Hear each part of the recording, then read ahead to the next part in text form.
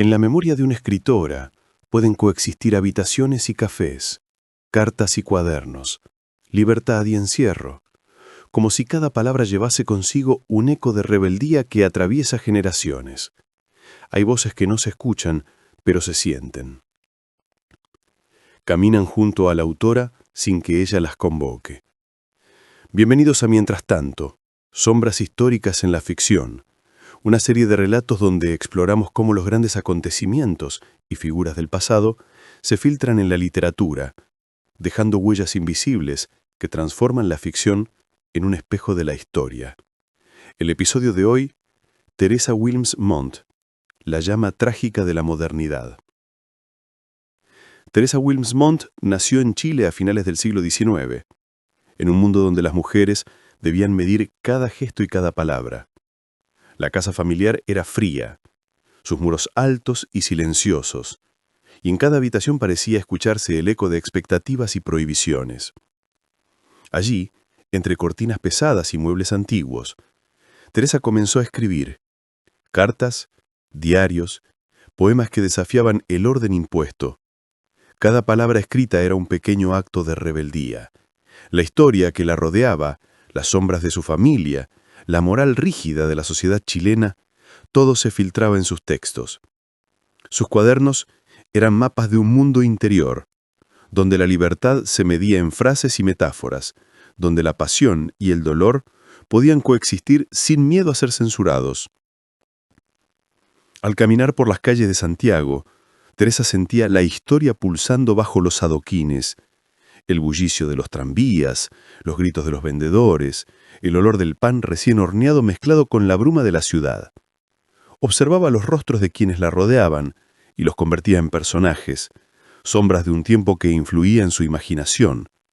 Cada encuentro, cada gesto cotidiano se transformaba en ficción, un reflejo de la historia que no podía escapar.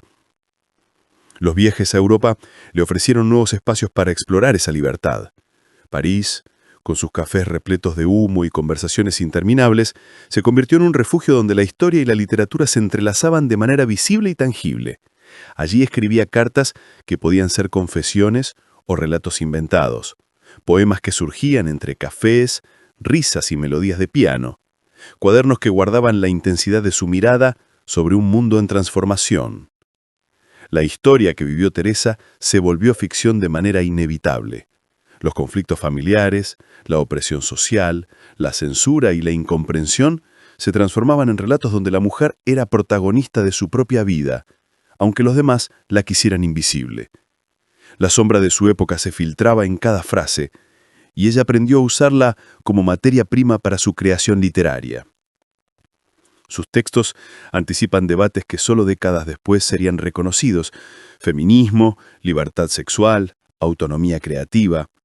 Pero no se limitan a ideas, son vibraciones del tiempo que ella vivió, ecos de su historia que se transforman en emoción y palabra, en ficción que sigue hablando a quienes la leen hoy.